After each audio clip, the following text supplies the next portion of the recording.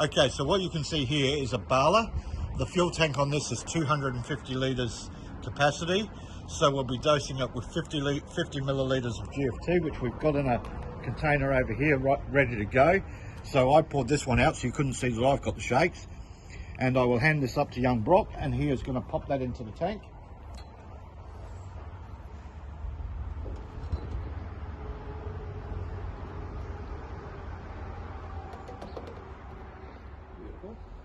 And that is done.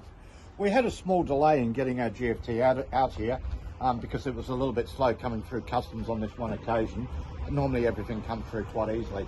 So that's the reason that we're just going through and dosing a few of the tanks individually. But generally you would just dose the one tank, and this puts everything back onto normal. There's a good supply of GFT back out here, and they will be doing everything from the main tank in future. But it's great that it just gave us an opportunity to show you how it works for each individual piece of equipment. We got one more to go.